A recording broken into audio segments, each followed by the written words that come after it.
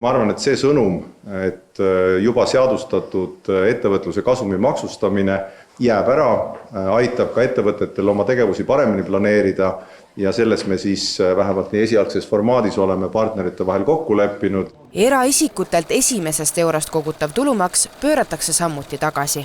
Kaitsekulutused kavatsetakse kergitada 5%-ni. Täpse plaani, kust selleks raha võetakse, toob lähinädalatel valitsusse kaitseminister. Uue koalitsiooni kindel plaan on edasi minna ka põhiseaduse muutmisega, et võtta agressorriigi kodanikelt ja hallipassi omanikelt hääleõigus kohalikel valimistel. Peale tänast ei pruugi see aga nii lihtne olla, sest Lauri Läänemetsa sõnul pole kindel, kas nad eelnõud enam toetavad. Suure tõenäosusega võib see juhtuda, et Kristen Michali tänane otsus tähendas seda, et põhiseadust ei muudeta.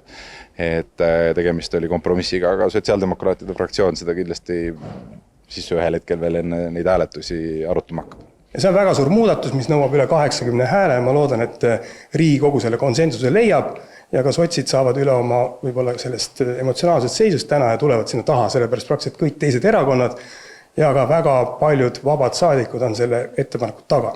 Politoloog Rein Toomla ei näe, et Eesti 200 ja Reformierakonna koalitsioon tooks drastilisi muutusi, isegi kui asjaosalised sellele loodavad. Kindlasti toimus mingisugust uskumatut pööret. No võib-olla nüüd nii, et mõned otsustamised lähevad valitsuses lihtsamaks, lõppkokkuvõttes 2 osalist on ikkagi parem kui 3 osalist.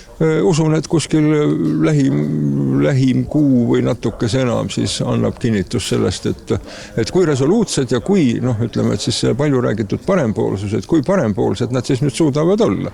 Uue koalitsiooniliidu puhul jäävad endiselt kehtima automaks, maksuküüru kaotamine ja tõstetud aktsiisid. Homme vabastatakse ametist kõik 4 sotsiaaldemokraatide ministrid, kelle kohustused võtavad ajutiselt üle määratud kohusetäitjad.